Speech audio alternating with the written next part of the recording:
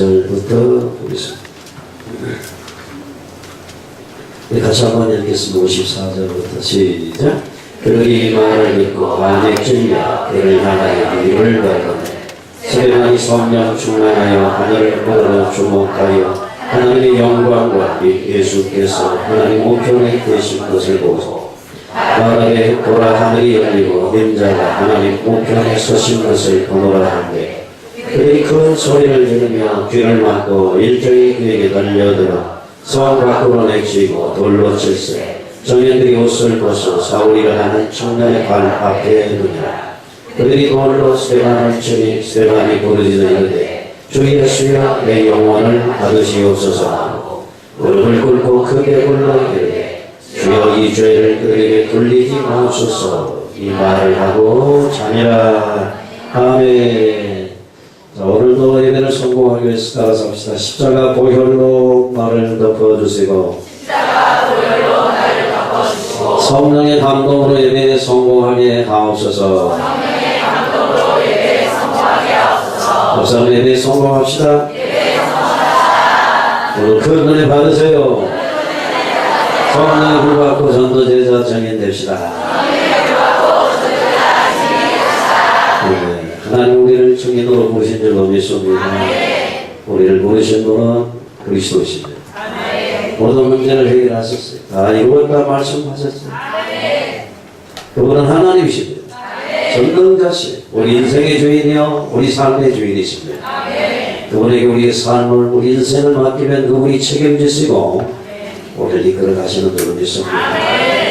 오늘도 그리스도 예수 안에 있는 하늘의 평안 기쁨 하늘과 땅의 복이 여러분들에게 임하시기를 주님의 이름으로 축원합니다. 성경은 믿음의 주요 온전케 하신 예수를 바라보라 성경을 했어요.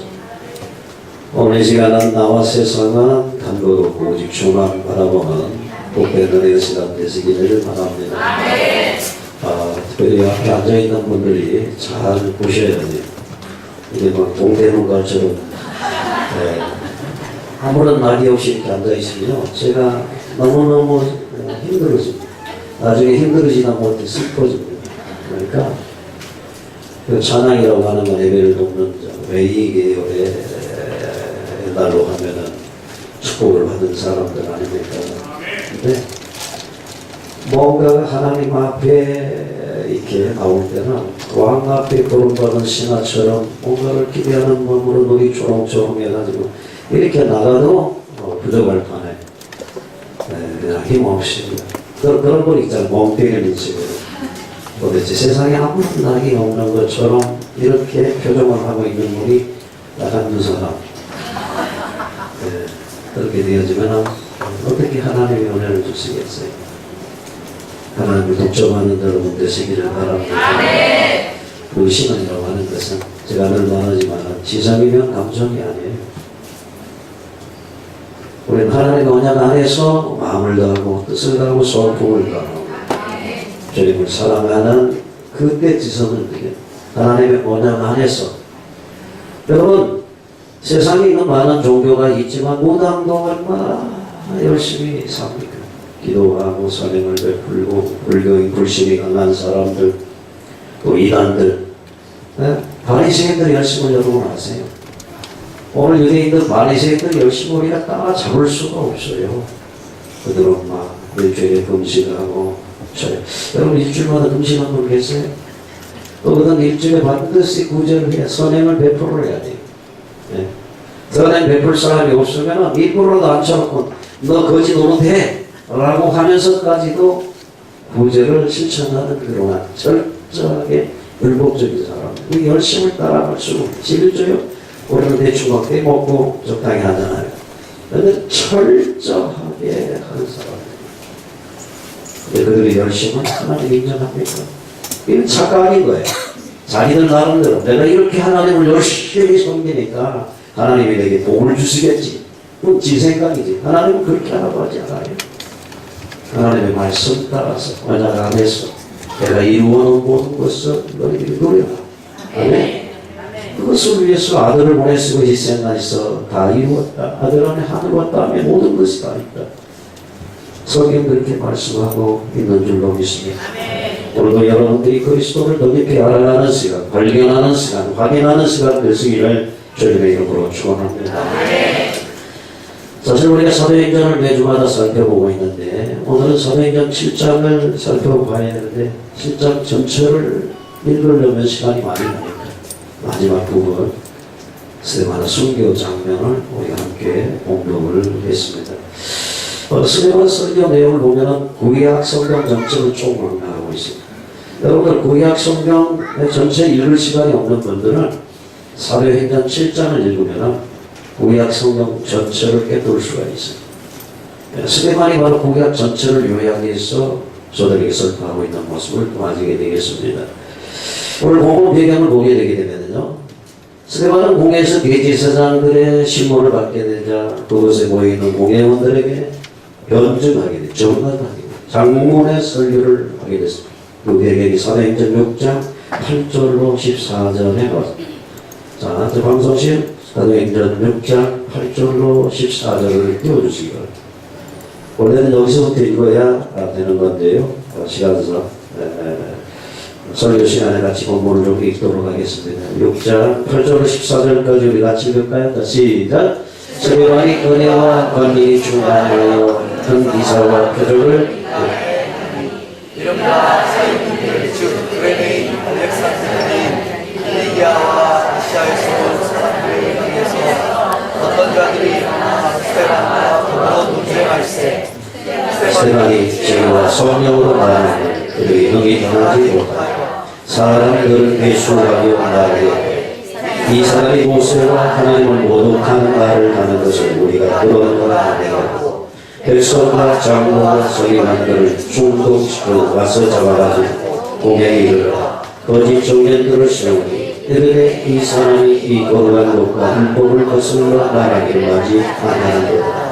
그의 말에 이 나사렛 예수가 이곳을 거울고 또 모세가 우리에게 전하여 준 교회를 거치겠다함을 우리가 들었노라 하니 공회 중에 앉은 사람들이 다 스데반을 죽어가여 보니 그 얼굴이 천사의 얼굴과 같더라.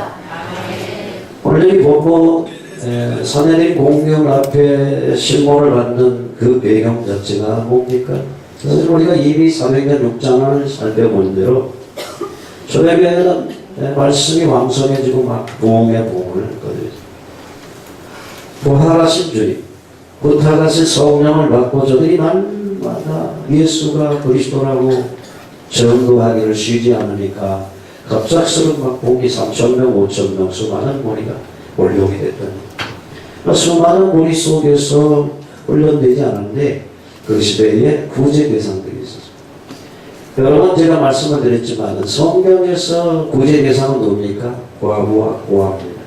왜요? 그 지역은 전쟁이 빈발하기 때문에 전쟁 나면 부모 다 죽고 고아예요. 어떻게 살아요? 가난 도움을 또 이때는 가부장적인 시대 아닙니까? 남자가 돈을 벌어서 가정을 꾸려나가게 되는데 남편이 전쟁에 나가 죽어버리고 과부, 힘이 없는 돈이 없어요.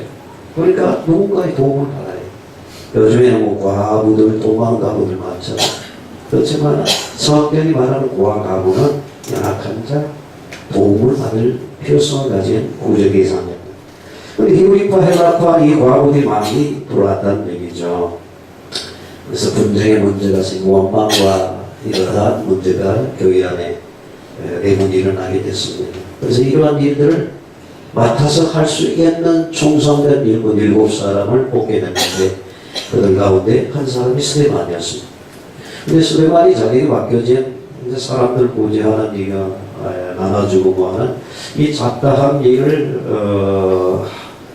하는 직분을 받았는데 그것으로 만족하지 않냐고 은혜와 권능이 충만해서 복음을 전하니까 큰 기사와 표적이 나타나게 되어지고 또 인간의 행하자 지중해 연안 아시아에 온 자유민들 유대교로 전하는 이방인들과 논쟁이 벌어지게 됐습니다. 그런데 성령과 지혜로 충만한 스데반을 여기 이길 수가 없는 거예요. 여러분 세상에 나가가지고 변론해가지고 상대방을 이긴다고 해서 그 사람이 예수 믿게요? 안 믿어요. 오히려 더 그냥 구원을 못 이기는 거예요. 똑같은 상황이 일어났어요. 스데반과 변론이 일어난 자기들이 이기지 못하니까 어떻게 해요? 이제는 사람들을 매수해서 스데반이 모세와 하나님의 모두가 말을 했다고 하면서 백성과 장로 서기관들을 충동시켜 공회 앞에 세우게 했다라고 오늘 이 성경을 얘기합니다. 그러니까 저들은 거짓 정인들도 세우다. 요즘도 지금 거짓 정인들이 너무나 많아요. 세상이 어떻게 돌아가는지 몰라요. 누구나 참인지 그냥 하나님만 아시는 거예요. 서로 그냥 막 거짓 난무하는 가짜뉴스가 난무하고 정말 우리가 기도해야 될 때에 있습니다. 복음으로 무장하고 저들을 진리 가운데로 인도해야 될 책임이 우리에게 있는 줄로 믿습니다. 그러나 스데반이 그렇게 말하는 걸 들었다. 나사렛 예수가 성전을 헐고 또 세우기를 하는 이 말과 모세가 우리에게 전해준 교례를 고치겠다 하더라. 이 말이 무슨 말입니까? 성경과 율법을 모독한 죄에 해당된다. 그러므로 스데반을 이 제목에 따라서 고소한다 라고 이렇게 말을 했어요. 그들이 예목시켜 고소한 죄는 성전과 율법을 모독하였다는 것입니다. 이는 유대인의 관점에서 볼 때 성전에 거하시는 하나님, 율법 가운데 말씀하시는 하나님을 모독하였다라고 얘기를 하고 있는 건데요.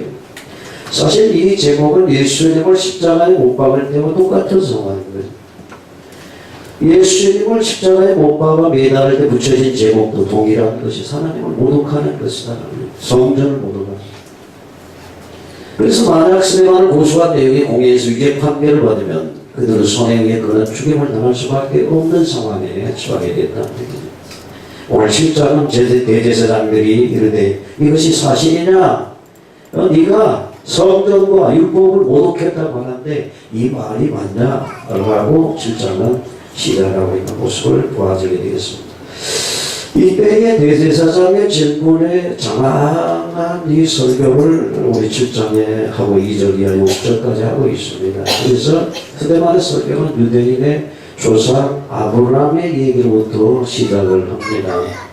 여러분, 유대인들은 율법과 언약을 말할 때 언제나 모세를 언급합니다. 모세, 오명율법이죠. 왜냐하면 유대인들은 모세를 신성시하고 모세의 율법을 그만큼 중요하게 여겼기 때문이죠. 그러나 스데반은 언약의 시초는 모세의 율법이 아니라 아브라함의 언약부터라는 사실을 상기하기 위해서 아브라함 얘기를 시작하고 있답니다. 여러분, 당시 유대인들은 아브라함의 후손이라는 자부심을 그들은 나름 가지고 있었습니다. 그래서 아브라함의 후손만이 천국에 갈 수 있다고 생각한 것이죠. 혈통적인 아브라함의 후손, 우리가 선민이고 우리만 천국 가고 이방인들은 개같은 자들이고 알려받지 못한 그러한 죄인들이고 너희들은 천국에서 죄인이었다라고 생각을 했다는 얘기죠. 스데반은 이런 생각을 가지고 있는 이 당시 가식적인 위기적인 전통 숭배자들을 공격하게 됩니다. 그래서 공격원들이 아브라함의 후손이라는 것을 대단하게 생각하지만 전통과 유전은 사람을 하나님 앞에서 의롭게 할 수 없다라고 역설하고 있는 것이죠. 그러니까 저들이 그냥 아니 그럼 우리가 그러면 지금까지 하나님 섬기지 않았단 말이냐 라는 얘기죠. 가끔씩 이제 제가 전도를 하다 보면은요, 사실 뭐 이단으로 판정난 누구죠? 안산홍이라든가 박태선이라든가 박실시 되는 사람들은 그나마 괜찮아요. 그런데 조금 비스무리한 사람들은 참 이게 힘들어요. 너무 힘들어요. 본교에 빠져가지고 우상 섬기면은 당신은 구원이 없습니다. 예수 믿으면 됩니다. 라고 하면 되는데 사실 천주교 같은 이런 경우는 자기들도 하나님 믿는다. 우리가 큰 주교라고 생각하는 거예요. 제가 거듭 말씀드리지만 천주교는 이단입니다. 네. 마리아 우상을 섬기는 이단이에요. 거기 뭐라 뭔가가 열심히 천주교 훨씬 우리 기독교보다 먼저 볼 수 있어요. 왜요? 그들은 믿음 플러스 알파 선행을 강조하고 있기 때문에 그렇습니다. 그러니까 천주교 사람들은 죽으면 선행을 집도 갖다 다 바치잖아요. 이게 천국 가는데 보탬이 되기 때문에 그래요. 그러니까 사람이 보기에는 많은 선행을 그들이 어떻게 바리새인들 보세요. 선행을 해야 되는데 선행할 사람이 없으니까 대신 데려다 놓고라도 선행을 해야 자기들이 마음에 안위를 얻었다는 얘기. 하나님 앞에 율법을 지켰다는 얘기. 세상 사람들이 볼 때 바리새인들 보면은 존경할 만하죠. 박수 칠만 합니다. 그러나 그들에게는 구원이 없었어요. 예수님이 그를 외치라는 무덤이요 과이슬쟁들 바리새이요 저희를 저주하기까지 이렇답니다. 우리 잘 분별해야 될 줄로 믿습니다. 그러나 너희들은 이게 잘못된 것이다 라고 지적을 하니까 저는 회개하고 돌아서면 되는데, 아니 우리가 그럼 하나님 사랑하지 않는단 말이냐, 하나님을 안 섬긴단 말이냐, 이렇게 돼가지고 반격하게 돼가지고 오히려 스데반을 공격하게 되는 모습을 보이게 됩니다. 스데반은 하나님께서 우리 조상들이 나타나셔서 그를 인도하셨다. 2절부터 16절까지 계속 얘기하고 있죠. 그럼 사울한 얘기를 하죠. 5절로 8절 또 띄워주시랍니까? 성경 전체를 읽었어야 되는데 시간 때문에 이렇게 5절부터 우리가 8절까지 4절부터 앞절부터 4절부터 띄워주세요. 4절.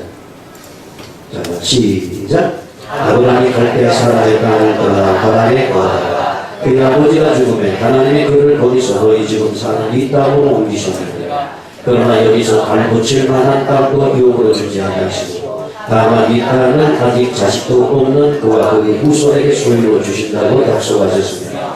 하나님이 또 이같이 말씀하시되 그 후손이 다른 땅에서 나그네가 되리니 그 땅 사람들이 종으로 삼아 400년 동안 괴롭게라 하리라 하시고, 종 삼는 나라를 내가 심판하리니 그 후에 그들이 나와서 이곳에서 나를 섬기리라 하시고, 할례의 언약을 아브라함에게 이삭을 낳아 그들의 만에 할례를 행하고 이삭이 야곱을, 야곱이 우리 12조상을 낳으니라. 이 8절까지 우리가 보았는데, 발붙일 만한 땅도 유업으로 주지 않냐고, 다만 이 땅을 아직 아브라함에게 자식도 없는데 후손도 없는데 너와 네 후손에게 유업으로 주겠다. 왜냐하면 네 후손 가운데 혈통적으로 오신 메시아가 반드시 와야 되기 때문에, 이 약속은 우리 인간은 생기적인 어떤 상황이나 이성적이고 의학적이고 과학적인 어떤 면이 가로막힌다 할지라도 하나님의 약속은 반드시 성취되어져야만 된다는 이 하나님이시고 메시아입니다. 그런데 그게 만약에 희귀해질 때 창세기 15장 얘기죠. 다른 땅에 나그네가 돼요. 그 땅에 사람들이 종으로 삼고 400년 동안 기록게 하리라. 사실 이 400년이라고 했는데 출애굽기 12장 40절 보면 430년으로 나와있죠. 400년이 넘는 세월 동안에 저들이 종으로 가게 돼요. 왜요? 하나님의 언약을 놓치게 되게 되면은 종으로 가게 되는 거예요. 우리가 이 부분을 잘 기억하셔야 됩니다. 그러면서 종 삼는 나라를 심판하니 그 후에 그들이 나와서 이곳에서 나를 섬기리라. 종 삼는 나라는 애국을 말하죠. 여기 있는 약속의 땅은 예루살렘을 말하죠. 하나님 언제나 마찬가지예요. 우리가 언약을 붙잡고 하나님을 섬기며 하나님의 뜻을 따라 사명을 따라가게 되게 되면 안 될 것 같아도 되고, 아멘? 불가능한 것은 가능하십니다. 그런데 우리가 내 생각들이 인본주의로 하나님의 언약이 희미해지고 놓치고 세상을 우상을 섬기게 될 때에 하나님은 징계하십니다. 징계의 방편이 뭐였습니까? 강대국을 몽둥이로 쓰시는 거예요. 주변에 있는 강대국을 몽둥이처럼 일으킵니다. 바벨론을, 아수르를, 애국을 다 메데파사 이런 나라들을 일으켜서 몽둥이로 사용하십니다. 아무리 주변에 강대국이 있어도 이스라엘 조그마한 강원도만한 땅덩어리만한 이 나라가 하나님 언약을 하나는 바라볼 때는 주변 나라가 꼼짝을 못하는 거예요. 하나님이 함께해서 전쟁이 나기만 하면은 백전백승하는데 어떻게 강대국이 쳐들어오겠습니까, 여러분? 할 수가 없는 거예요. 그런데 이 백성들이 하나님을 바라보는 시선을 세상으로 향하고 바알과 아세라 우상에 관심을 갖게 되어지게 되면 그때 몽둥이로 쳐들어옵니다. 그런 다음에 하나님이 어떻게 해요? 몽둥이로 썼던 그들을 심판하신다. 이게 하나님 마음. 그래서 몽둥이로 썼던 그들을 가운데서 저들이 어떻게 우리가 우상을 섬기고 하나님을 섬기지 못했구나 회개할 때에 다시 회복하셔서 오늘의 이기까지 복음이 우리에게까지 온 거예요. 여러분 이 복음의 생명의 언약을 전달하는 전달자로 부름받았으면 알아야 됩니다. 그러면서 오늘 여기 할례 얘기를 합니다. 8절에 할례 언약을 아브라함에게 주셨습니다. 그가 이삭을 낳아 8만에 할례를 행하고 그 이삭이 야곱을, 야곱이 12조상을 낳았다라고 얘기를 하고 있습니다. 왜 하나님 할례 언약을 줬을까요? 이 언약만큼은 우리 인류의 모든 문제를 해결하고 오신 메시아 언약, 이 언약만큼은 네가 붙잡아야 된다. 네 살의 세계 보내라. 그렇게 해서 살의 원약을 새기게 하는 거예요. 절대 원약을 잊어서는 안 된다라고 말씀하시면서. 근데 이스라엘은 할례의 의미를 몰랐어요. 할례를 통한 분명한 약속을 받았다는 것. 이 언약은 단순히 의식과의 차원에 머물 것이 아니라 구속사적인 차원에서 하나님이 저들에게 주신 약속이었습니다. 근데 저들은 할례를 받았나? 너희는 할례 못 받았으니까 개 같은 놈들, 죄인들, 우리는 할례 받았어. 이렇게 할례 속에 담겨있는 피의 언약을 사내 속에서 기억하라는 이 말씀을 아직 모르겠다는 거죠. 껍데기만 남았다. 율법과 믿음의 관계를 봤어. 스데반은 율법 이전에 약속으로 하나님과 관계가 이루어졌음을 말하죠. 아브라함은 율법이 아닌 믿음으로 하나님의 약속을 받았다. 그 약속이 후대에 와서 이루어진 것은 율법을 잘 지켰기 때문이 아니라 아브라함의 믿음 때문이었다라는 것을 스데반을 통해 얘기하고 있는 거죠. 할례 역시 율법으로 주어진 행위가 아니라 하나님의 약속을 기억하고 그 약속을 믿는 믿음의 표현으로 할례를 행하라고 얘기한대. 저는 하나님 단순한 율법, 할례 행했으니까 됐다. 세례 받았으니까 너 구원받, 이런 식. 아니, 세례가 뭐예요? 제 씻은 표정. 그러니까 구원받은 사람이 세례를 받음으로써 확증하는 것이지. 세례 받는다고 우리가 구원받습니까? 세례 받는다고 제사함 받습니까? 절만해요. 예수 피로만 제사함을 받는 거예요. 예수 이름으로만 우리가 구원받는 것입니다. 그러면서 9절부터 16절까지 요셉이 얘기를 합니다. 자, 9절부터 우리가 같이 16절까지 같이 읽겠습니다. 시작. 여러 조상 요셉을 씻게 하여 애굽에 팔았더니 하나님이 그와 함께 계셔 그 모든 하나님에서 던져내서 애굽왕 바로 앞에서 은총과 지혜를 주시고 바로가 그를 애굽과 자기 온 집의 통치자로 세웠느니라. 그때 애굽과 가나안 온 땅이 종량이 들어 큰 반란이 있을세 우리 조상들이 양식이 없는지라. 야곱이 애굽에 곡식이 있다는 말을 듣고 먼저 우리 조상들을 보내고 또 제자 보내며 요셉이 자기 형제들에게 알려주게 되고 또 요셉의 친족이 바로에게 들어가게 된다. 요셉이 사람을 보내어 그의 아버지 야곱과 온 친족 76사람을 청하였더니 야곱이 애굽으로 내려가 자기와 우리 조상들이 거기서 죽고 세겜으로 옮겨져 아브라함이 세겜 하모리 자손에게서 얻으러 값주고 산 무덤에 장사되니라. 요셉을 통한 하나님의 약속 이행에 대해서 계속 설명하고 있습니다. 하나님은 요셉의 고난을 통해서 애굽 땅 이스라엘 자손을 왕성하게 함으로 당신의 처음에 약속하신 너와 네 자손이 하늘의 별처럼 땅의 모래처럼 많아지는 이 약속들을 이루어 가지고 있는 것이죠. 창세기 37장 11절 28절에 나타난 이 야곱의 12아들 즉 12족장들의 이야기로 이어지게 됩니다. 여기서 요셉은 우리를 죄 가운데서 구원하신 메시아의 모형이죠. 그러니까 요셉은 예수의 모형, 그림자라는 얘기예요. 요셉의 형제들이 그를 노예로 팔아버렸죠.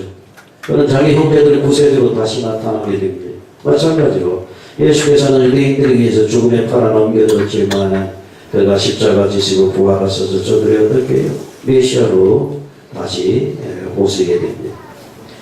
스데반이 12족장들 이야기를 언급하면서 강조하고자 하는 것은 애국에 있던 요셉과 그 형제들을 하나님께서 보호하셨다는 것입니다. 너희 율법을 지키는 그 행위가 보호한 것이 아니라 하나님이 보호하셨다는 걸 강조하고 있다는 거예요. 요셉이 애국의 극한 노예원 가운데 살아남을 수 있었던 것은 하나님의 은총 때문, 하나님의 은혜 때문이었다는 거예요. 애국 왕 바로의 꿈을 해몽할 수 있는 지혜를 주신 분도 하나님이었다. 요셉이 똑똑해서 그런 게 아니라 하나님이 지혜를 주셨다. 본적에서는 바로가 요셉을 지휘자로 세운 것으로 언급되지만 궁극적으로 그를 지휘자로 세우신 분은 하나님이십니다. 나은 것은 하나님이다. 하나님은 이스라엘 백성을 구속하기 위해 오래전부터 이렇게 예비하시고 섭리하셨다는 얘기를 쭉 설명하고 있습니다. 네, 우리가 이 시간에 한번 좀 짚고 넘어가야 될 것은 요셉의 형들과 요셉의 형들 하나님 안 섬겼네. 나름 하나님 섬겼어. 저희가 뭘까요? 요셉의 형들은 하나님과 맺은 언약을 우습게 알았어요. 네? 그거 뭐 그까짓 거. 요셉이 붙잡은 세계복음 언약 들었어요. 근데 그게 어떻게 되려는가 시기 질투만 했지 그것을 붙잡으려고 하는 거죠. 그들이 언약을 파괴하는 방향으로 나가는 그 결과를 가져왔지만 하나님께서는 그 언약을 요셉을 통해서 이루어가는 모습을 봅니다. 요셉 형들이 팔려서 보디발 장군 집에 노예 생활을 합니다. 보디발 부인의 모함으로 오게 갇히게 되고 그곳에서 꿈을 해몽하게 되므로 총리가 됩니다. 7년 동안의 국령과 7년의 흉년이 계속되므로 양식 문제로 형제들과 만나게 되고 야곱이 가족 75명을 초대하게 되죠. 창세기 46장 27절에 보면은 애굽으로 들어간 야곱의 가족이 모두 70명으로 언급되고 있죠. 조금 전에 숫자적인 부분이 설려 있습니다만은 이렇게 출발한 70여 명으로 출발한 야곱의 가족들이 나중에 출애굽할 당시에는 장절만 해서 60만 명이 넘는 대민족으로 하나님이 축복하셨다는 겁니다. 이건 하나님의 약속의 성질입니다. 이는 분명 아브라함에 대한 하나님의 약속이 이루어졌다는 것을 이스라엘 민족에 대한 내국왕 바로 박해는 이스라엘 남자아이들이 태어난 즉시 어떻게요? 날강에 빠뜨려 죽게 하는 그런 본격적인 비판이 시작입니다. 이러한 박해 상황은 메시아이신 예수 그리스도 탄생까지 여러분이 유대의 왕으로 난 네가 어디 계시냐 하니까 왕을 찾으면 나에게 알려다오. 나도 그 왕에게 경배하겠다. 왜요? 자기 왕자가 위태로워지니까 죽인다. 그런데 꿈에 대신을 받아가지고 어떻게 다른 길로 가게 되지 동방동산. 그때에 헤롯이 한 짓이 무엇입니까? 2살 안에 모든 어린아이를 다 죽이는 학살을 자행하게 됐습니다. 사람은 언제나 복음을 가진 자를 핍박하고 그리스도를 대적하는 것은 어제 오늘의 일이 아니라는 얘기죠. 오늘 한국적인 세계적인 정치 상황도 보세요. 다른 종교 막 공격합니까? 잘 안 합니다. 불교, 천주교 다른 공격 잘 안 해요. 대신교 조그만 문제가 있으면 막 올 때처럼 적폐의 집단처럼 막 교회를 공격합니다. 누가 하는 짓일까요? 그놈이 하는 거예요. 왜? 진짜가 기독교예요. 대신교 복음은 진짜이기 때문에 가짜가 자꾸 자기들이 탈로하니까 공격하는 것입니다. 우리는 성경을 통해서 세계사를 조명해 볼 줄 알아야 되고 현재의 우리의 영적인 주소를 우리가 확인해야 될 줄로 믿습니다. 서대반이 아브라함의 소명 사건을 통해 말하고 싶은 것은 하나님은 특정 장소, 즉 예루살렘 성전에만 머물러 계시는 분이 아니라는 것이죠. 그런데 이것은 유대인들 사상과 배치된 거예요. 유대인들은 어떻게 오랜 신념 자체가 뭡니까? 성전 자체를 우상화했어요. 성전에만 하나님이 계신다라는 생각을 합니다.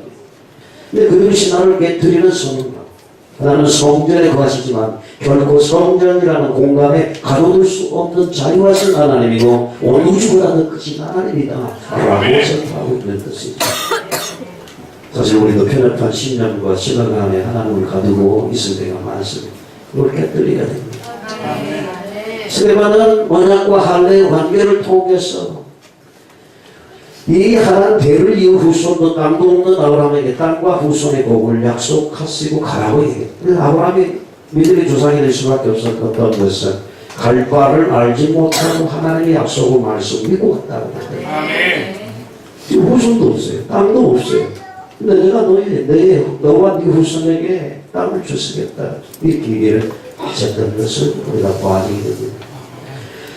그러니까 이 언약의 박증을 위해 출애굽 역사를 예고하시고 할례를 언약의 징표로, 할례보다 언약이 먼저죠. 할례는 선민의 조건이 아니라 선민의 표징이다라는 것을 꼭 기억하시고 중요한 것은 믿음이다. 믿음이 없다면 유대인들은 그토록 자고하는 할례도 율법도 성전도 무의미한 것입니다. 언약이 있어야 할례가 필요한 것이고 율법도 필요한 것이고 성전도 필요한 것입니다. 언약의 비밀을 모르는 성전 자체가 무슨 의미가 있는데 성전 자체가 우상이에요. 그 성전은 무너뜨려. 불 하나 동에 남지 않고 다 무너뜨리라. 주님 말씀하셨잖아요. 사실 요셉도 형들의 시기로 애굽에 팔려갔지만은 예수님도 종교 지도자들의 시기로 십자가에 죽으셨습니다. 그런데 요셉은 형제들과 애굽을 기근해서 구호했던 것처럼 예수님 십자가 부활을 통해서 열방을 주위에서 구원하시는 그리스도 역사하시는 줄로 믿습니다.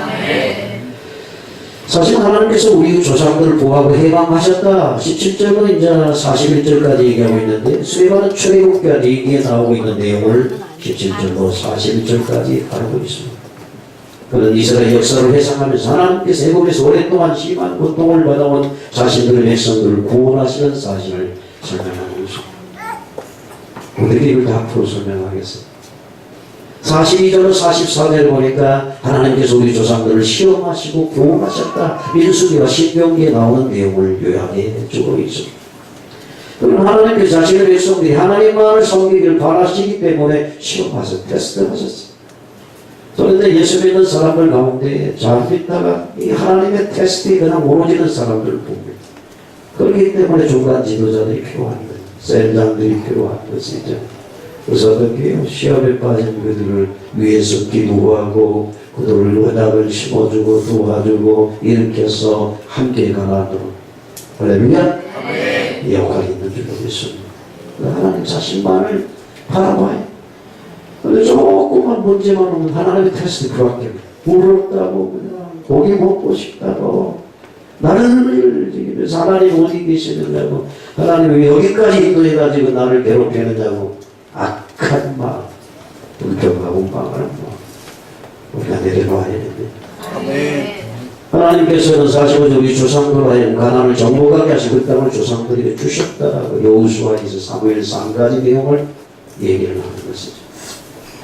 46절 47절에 하나님께서 우리 조상들과 만나시고 축복하셨다. 스데반 솔로몬이 세운 성전을 언급하면서 사무엘 하에서 엮이기까지 중심되게 관한 부분들을 요약하고 있습니다. 48절 50절까지 하나님께서 우리 조상들과 말씀하셨다. 에스라서에서 말라기까지 내용을 간략히 언급하면서 구약에 대한 자신의 개관을 마무리 짓고 있습니다.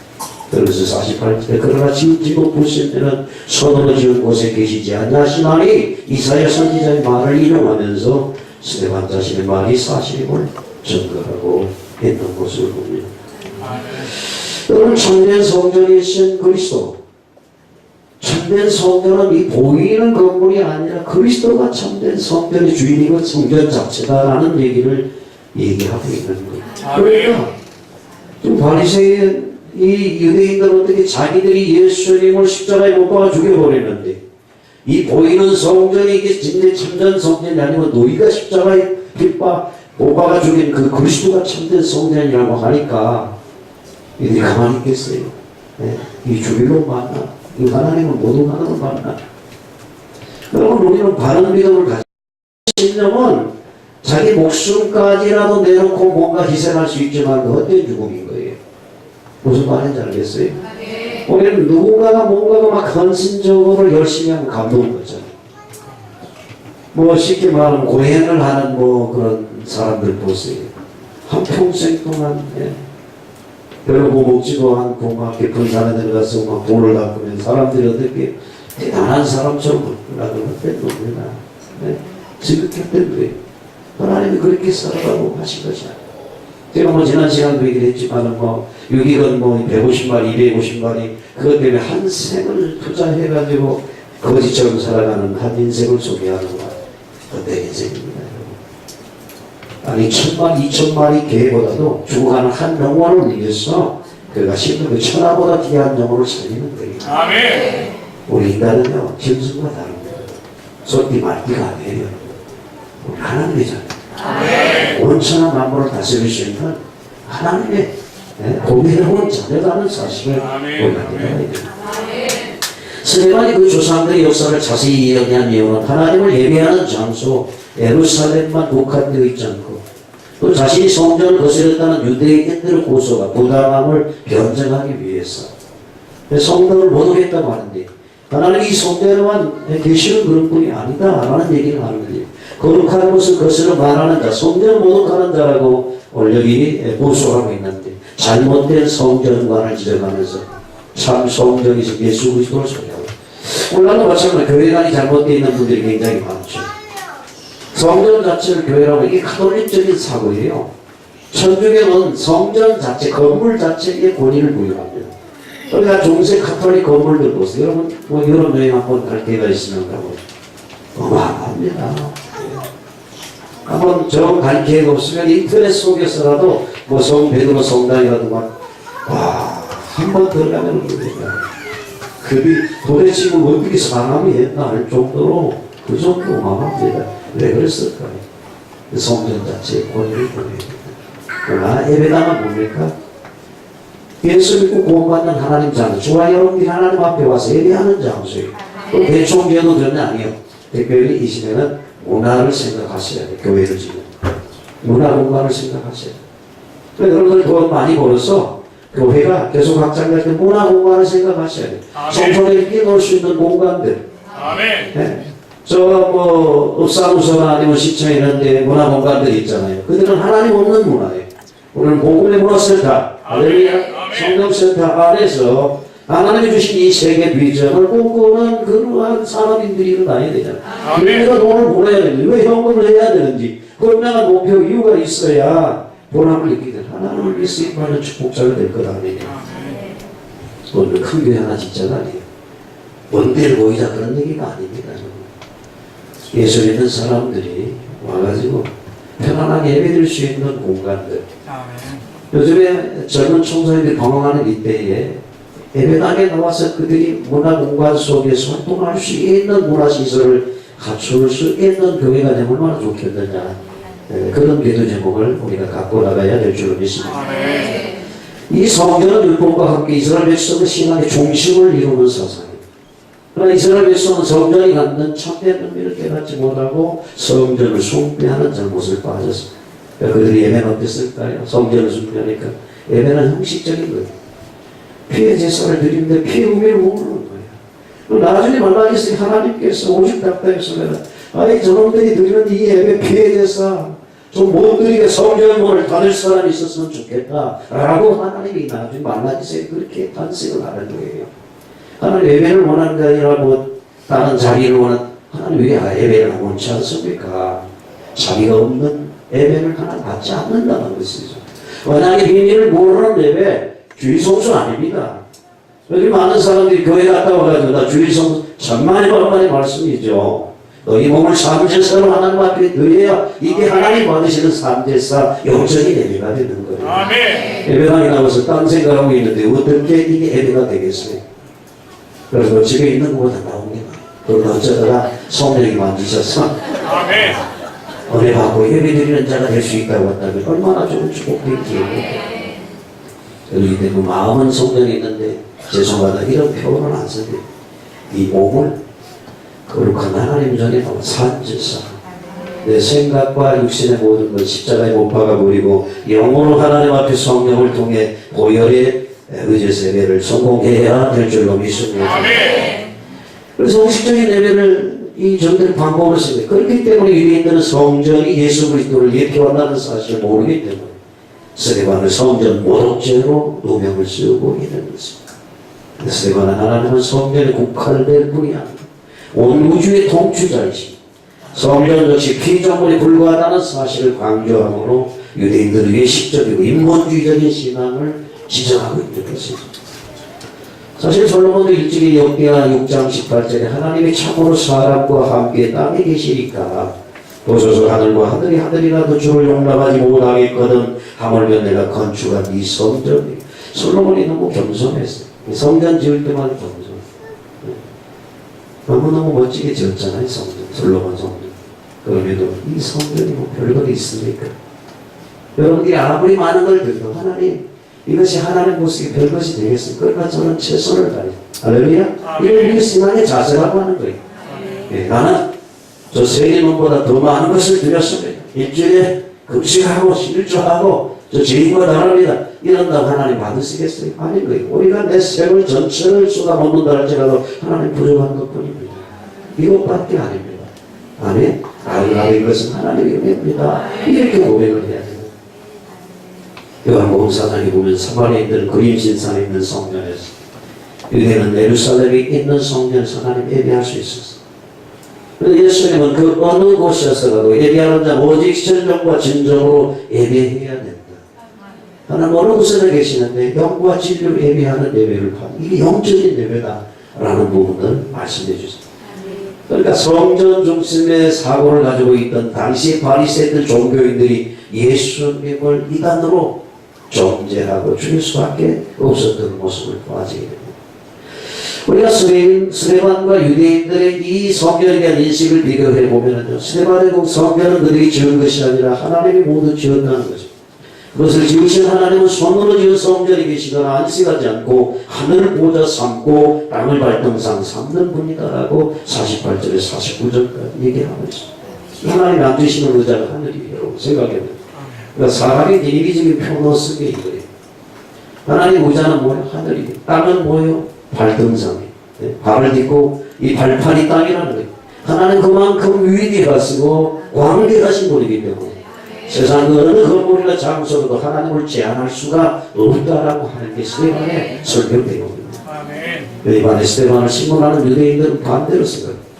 하나님을 성전에만 계시는 분으로 인식하고 그렇기 때문에 그들은 6월절, 오순절, 장막절 3대 절기만 되면 흩어져 있어요. 각국이 흩어져 있어도 그 절기를 지키기 위해서 모일 수밖에 없었던 모습을 우리가 잘 알고 있습니다. 그나마 이렇게 성전에서 드렸던 제사들도 시간이 지나자 어떻게 해요?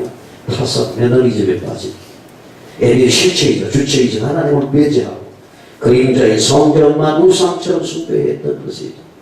그러니까 주님이 어떻게 이 성전을 헐라 한 말은 사실 성전된 자기 몸이 무너져야 다시 3일 만에 부활하실 것을 영적인 얘기를 했어요. 이 말을 스데반도 하고 있는 건데 저들이 영적인 메시지를 이해하지 못한 것입니다.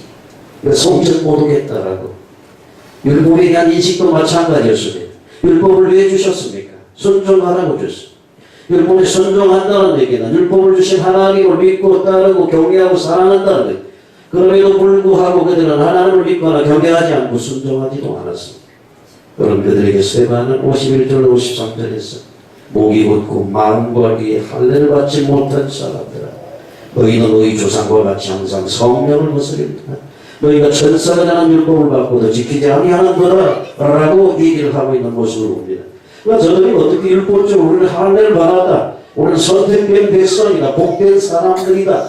의심만 남아있는 것이죠. 근데 스데반이 지금 지적하는 건 뭐예요? 너희 귀와 너희 마음의 할례를 받지 못했다라고 말을 하는 거예요. 우리는 어떻게 해요? 육세적인 할례이 아니라 우리 귀와 마음의 할례를 해가고 하나님의 언약이 마음판에 새겨지고 우리 안에 성령 하나님께서 우리를 이끌어가는 인도받는 하나님의 백성 자유인이 되고 있습니다. 또한 율법은 최종적으로 무엇을 가르칩니까? 몽학선생이라고 메시아가 이 땅에 오신 오직 한 분 의인이신 예수님께로 인도하는 것이 율법이라고 하는 것입니다.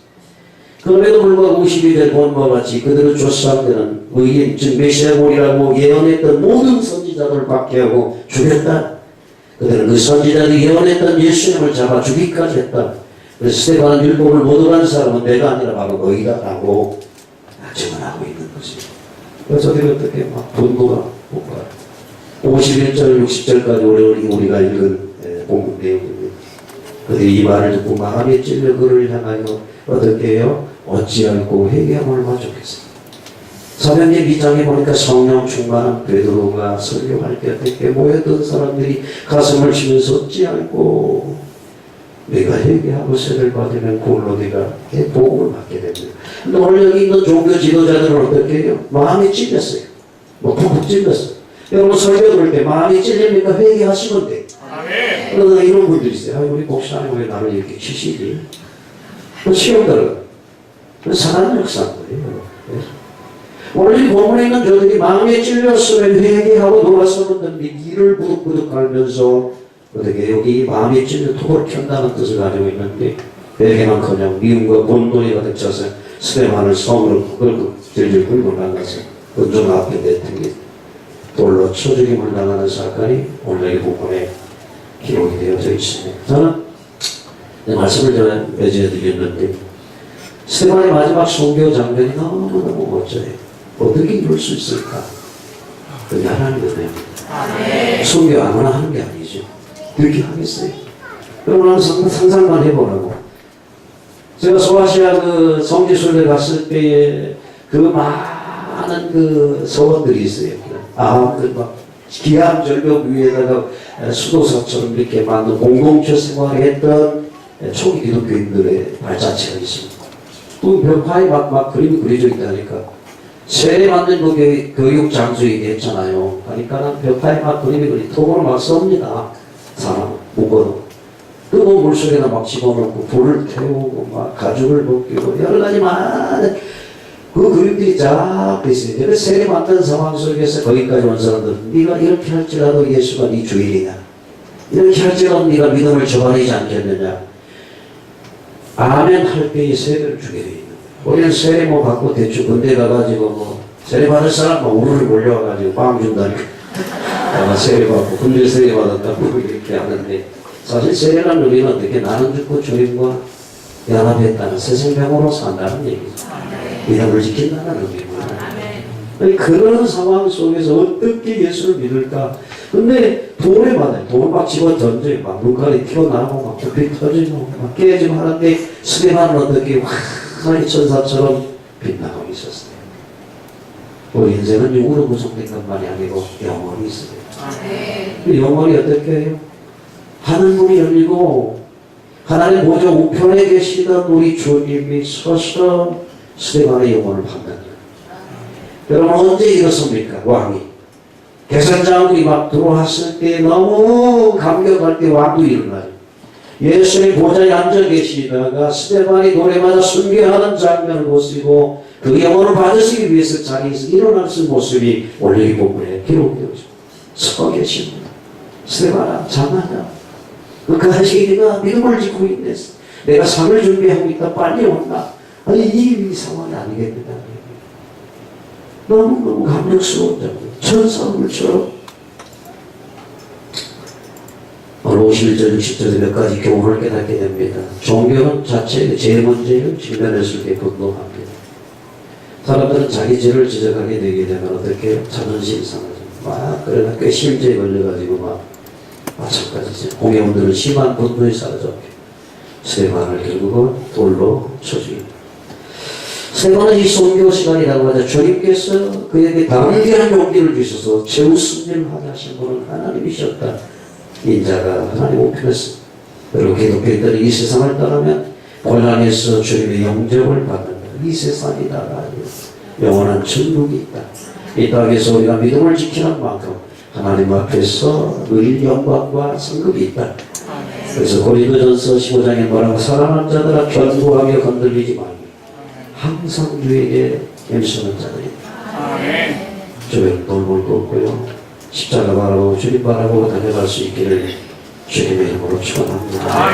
우리가 잠깐 1분 동안 기도하겠습니다. 할렐루야. 살아계신 우리 아버지 하나님,